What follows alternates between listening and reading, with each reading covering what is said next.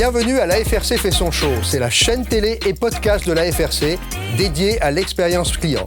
On y reçoit des dirigeants de la relation client et des experts qui se prêteront au jeu du buzz à questions et à parole d'experts. Bonjour à tous les deux. Bonjour Franck Polonghini, tu es responsable digital et innovation chez Biogarant et tu es partenaire de Diabolocom qui est représenté aujourd'hui par Jonathan Fourreur, Head of AI. Merci à tous les deux de votre présence. Et avant de peut-être passer à la première question, Franck, peux-tu nous présenter ton rôle au sein de la DSI de Biogarant ? Oui, je te remercie de m'inviter. Comme tu l'as très bien dit, je suis responsable de la Digital Factory et de l'IA Factory au sein de la DSI Biogarant, en charge notamment de toute la partie digitalisation de l'entreprise, de partie web et depuis peu de la partie innovation, dont notamment l'IA générative qui rentre dans le game depuis peu de temps au sein de l'entreprise. La fameuse IA générative, on va en reparler. Alors Jonathan, toi tu es chez Diabolocom.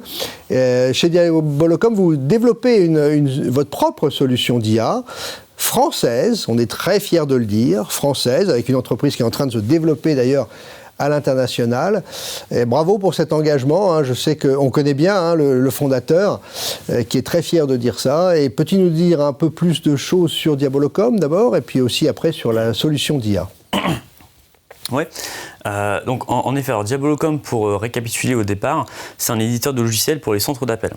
Donc on gère les interactions avec les clients de toutes nos marques et donc notre rôle c'est d'être sûr que justement ces services clients soient les plus efficients possibles pour la relation. Et donc on intègre de l'IA. Et donc, comme tu l'évoquais, on gère toute la chaîne de bout en bout, c'est-à-dire que depuis la récupération des données, à l'entraînement des modèles, au déploiement sous forme de produits raffinés pour ces cas d'usage-là, vraiment c'est nous tout du long et donc on ne dépend d'aucun fournisseur tiers. Donc c'est important de le préciser. Très fier pour la France. Alors justement, on va parler des cas d'usage avec Franck. Quels sont les principaux cas d'usage que tu as mis en place avec Diabolocom ? Alors, Diabolocom est intégré dans le service client au sein de Biogarant depuis 2020. Sur deux plateaux principaux, le plateau du CRC, donc du centre de relations clients, et le plateau de la gestion de la pharmacovigilance, qui est plus une obligation réglementaire pour les laboratoires comme Biogarant.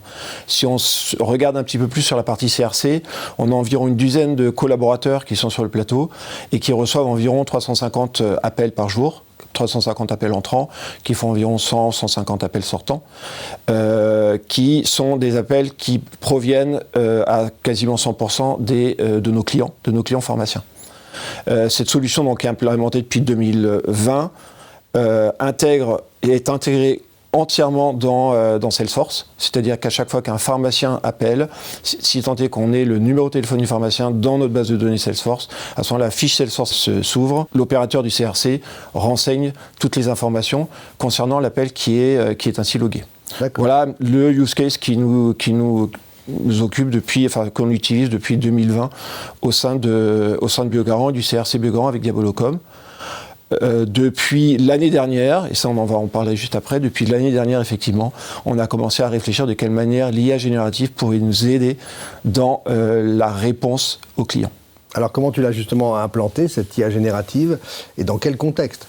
On a commencé à se poser la question à peu près au mois de mai-juin dernier, donc de l'année 2024, pour voir de quelle manière les transcripts que pouvaient nous pousser, les transcripts de call que pouvait nous pousser Diabolocom, pouvaient être intégrés dans Salesforce et pour nous permettre de faire déjà dans un premier temps de faire des résumés. Donc on a fait un POC sur l'été, ça a très très bien fonctionné et on est passé en production au mois de novembre.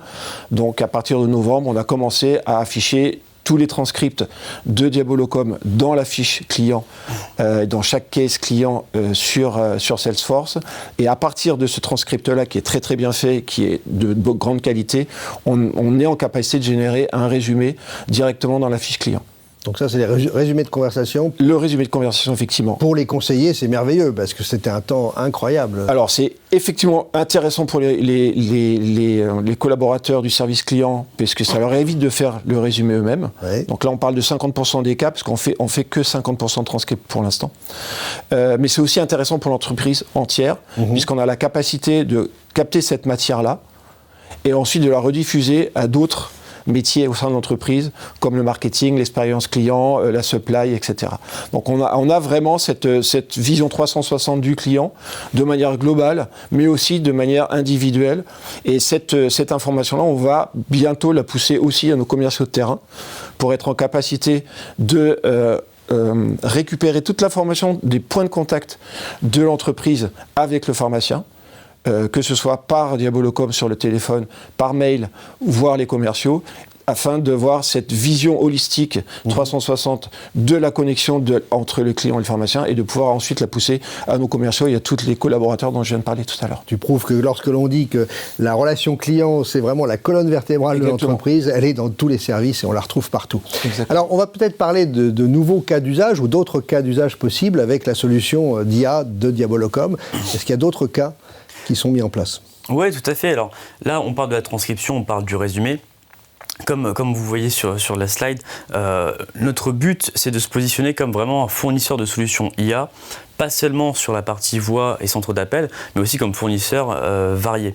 Donc aujourd'hui, on est en capacité, typiquement, de proposer d'analyse de la qualité de la performance des agents sur les appels, donc de déceler automatiquement qu'est-ce qui a bien fonctionné, là où l'agent a des zones d'amélioration, et ça on peut le faire à l'échelle, sans aucun biais, sans aucune influence tierce. Donc ça c'est le premier point. On peut demain, et là c'est ce qu'on est en train de proposer sur le marché, transcrire en temps réel, accompagner en temps réel l'agent pour faire en sorte d'avoir des DMT qui se réduisent et de la qualité satisfaction qui augmente par ailleurs. Donc ça, c'est donner les bons outils à l'agent au bon moment par rapport au cycle de vie que peut percevoir un client. Et donc ça, encore une fois, on le fait avec les piliers qui nous sont propres, qui sont une maîtrise à 100% de la chaîne, faire et apporter des solutions au bon endroit, au bon moment. Le but, c'est pas parce qu'on a un marteau que tous les problèmes sont des clous, c'est vraiment de trouver la bonne IA pour le bon cas d'usage. Et donc ça, on essaie de le rendre aussi le plus accessible possible. Et donc pas forcément nécessiter de connaissances techniques, d'API, de capacité à développer. Donc on fait de manière modulaire. Donc on utilise ce dont on a besoin au bon endroit et on peut le déployer de manière vraiment très simple avec une intégration de nos codes par défaut. Donc beaucoup de cas d'usage au service du collaborateur, du conseiller, du vendeur. On peut imaginer aussi de déceler des intentions de clients au moment de la conversation et lui suggérer des éléments de réponse dans des bases de connaissances gigantesques. On voit qu'il y a énormément de cas qui sont en train de se développer. Est-ce que on commence petit à petit, nous on le voit avec un certain nombre d'entreprises, on ne voit pas l'IA se mettre en direct avec le client. On a encore peur des hallucinations, on a encore peur des erreurs. Donc on laisse plutôt l'IA aujourd'hui, l'IA générative, au service du conseiller. C'est plutôt ce que tu constates aussi ?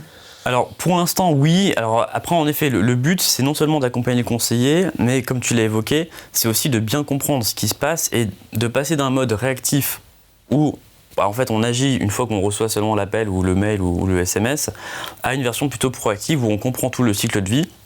Et on se dit, tiens, en fait, moi, je constate que ce client-là, ça pourrait être bon de le rappeler. Parce que c'est le moment. Sinon, on va avoir du churn et sinon, voilà, c'est le moment de le récupérer. Donc ça peut être aussi sur ces cas d'usage proactifs. Et pour répondre à ta question sur la partie interaction directe avec l'IA, on le voit, les cas d'usage commencent à émerger avec les chatbots qu'on avait auparavant avec des arborescences où là on commence à donner un peu plus de liberté aux IA génératives et à une réponse un peu plus spontanée. Pour autant, effectivement, il y a encore beaucoup de guides qui sont mis et c'est aussi valable sur la voix, sur toute la partie VoiceBot. Aujourd'hui, des cas d'usage très simples de qualification où on a des référentiels de motifs d'appel et le but, c'est de trouver le motif d'appel. C'est simple, il n'y a pas trop de risques, ça va. Pour autant, de la résolution vraiment effective en temps réel, on n'en voit pas encore beaucoup parce qu'il y a effectivement des enjeux de bien maîtriser ce qui est dit et surtout de ne pas dire de bêtises. Ouais, voilà. C'est ça. Et de ne pas mettre en danger la marque. On se souvient de DPD, on se souvient de Air Canada, qui ont connu quelques petites déconvenues. Alors on va se projeter ensemble tous les deux, si vous voulez bien, enfin tous les trois, dans le futur. On se projette à quelques années, je ne sais pas si on a une boule de cristal, mais comment est-ce que vous voyez chacun, dans votre domaine, l'évolution de l'IA et bien sûr adaptée à la relation client ? peut-être, Franck. Je crois que dans les années à venir, c'est un peu loin. Ça va tellement vite que je pense qu'il vaut mieux se projeter sur les mois à venir. Ouais. Déjà, on essaye de... Ça va tellement vite. Ça va tellement vite. Non, nous, on y voit... Je l'ai un petit peu évoqué tout à l'heure.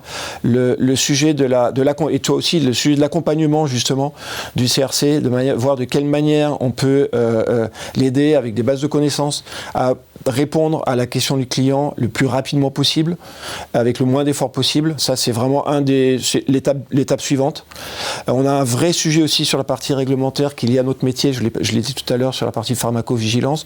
Donc, comment réussir à capter l'information d'une problématique pharmaceutique lors d'un appel et arriver à aussi l'analyser plus facilement à partir de bases de connaissances et à répondre justement, passer moins de temps à la réponse de ce cas-là, puisque ce sont des cas qui sont obligatoires mais qui dégagent au final assez peu de ROI, et axer derrière notre effort justement sur cette connaissance client. Je l'ai dit, mais je pense qu'il faut vraiment qu'on appuie dessus. C'est le connaissance client 360 et toute la partie, tous les inputs qu'on pourrait avoir, que ce soit téléphonique grâce à Diabolocom ou autre, sont vraiment des outils qui vont nous permettre justement d'améliorer cette analyse client, cette connaissance client, et après d'être ultra proactif par rapport à nos clients et le plus rapidement possible. La concurrence ne nous attendra pas de toute façon sur ce sujet-là, ça c'est sûr. L'IA sera au service. Voilà. Et ça, c'est la différenciation. Ça c'est dans les mois à venir, c'est pas dans les années. Les années, je sais pas.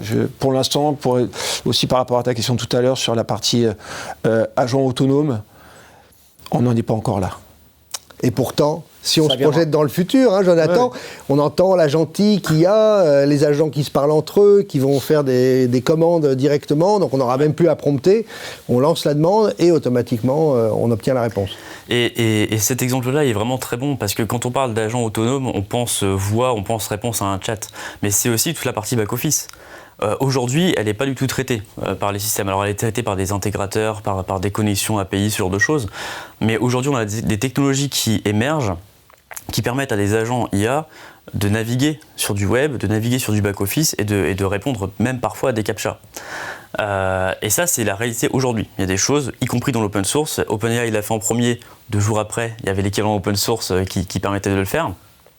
Donc on peut imaginer aussi des agents qui vont demain aider la partie back-office à être traitée, à être opérée, alors même qu'on n'a pas les intégrations faites d'un produit API. Donc là on est encore dans cet aspect mis sur le marché, orienté métier. On ne fait pas de la tech pour de la tech, on fait de la tech pour du métier et en l'occurrence pour la relation client. Donc le but, c'est pas juste de prendre des technologies qui existent et de les mettre et de dire on fait de l'IA. C'est de dire on fait de l'IA pour la relation client, pour tel retour sur investissement mesurable, quantifiable et surtout atteignable, parce que c'est bien de vendre des choses qui marchent, mais de vendre du rêve, mais il faut que ça marche derrière. Donc voilà, je pense que effectivement, il y a une question de vélocité, on ne peut pas parler de 2-3 ans, encore qu'au niveau des intégrations et des délais, justement, on en parlait tout à l'heure, la partie qualité, contrôle, c'est ça qui prend plus de temps. Pour autant, les technologies évoluent toutes les semaines, ou tous les 15 jours. Tous les jours. Ou tous les jours, selon les pays, selon les endroits dont on parle. Donc voilà, je pense que il y a l'aspect maîtrise globale du cycle de vie des clients, meilleure connaissance, réactivité sur des supports niveau 1 avec des agents chatbot, voicebot, et après, effectivement, aider l'agent au mieux sur sa montée en compétences et sur le traitement opérationnel des demandes. Bon, pour conclure, merci à tous les deux. Pour conclure, on peut se dire qu'en fait, c'est l'IA au service du conseiller ou de l'entreprise pour simplifier le parcours du client aussi, parce que derrière, c'est bien lui qu'il faut qu'on conserve un peu mieux. Ne rêvons pas sur les années qui viennent. En plus, il faut une certaine adoption, aussi bien des entreprises que des utilisateurs. Donc, on utilise l'IA au service de l'humain et pas l'inverse. Et je pense que c'est plus sain. En plus, on est dans un contexte réglementaire. On n'a pas parlé de l'IA Act, mais lui aussi, il nous contraint au niveau européen. Donc, dans une forme de respect, vive l'IA, mais au service de l'homme.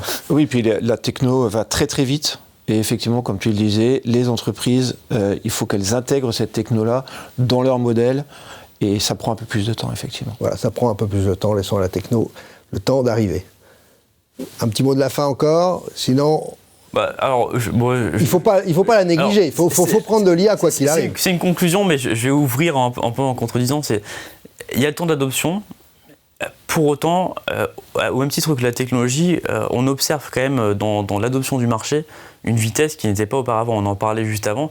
Aujourd'hui, la transcription, c'est presque une commodité. On est déjà sur le résumé, sur le log dans le CRM, sur l'exploitation. Donc il y a de la conduite de changement à faire. Pour autant, les entreprises sont déjà quand même relativement prêtes et ça, c'est quand même une très bonne nouvelle. Bon, en tout cas, bien. Pour nos industries en France et en Europe. Les entreprises sont prêtes et sont prêtes à utiliser l'IA. On ne pourra pas s'en passer. Merci à tous les deux et à bientôt. Merci beaucoup. À bientôt.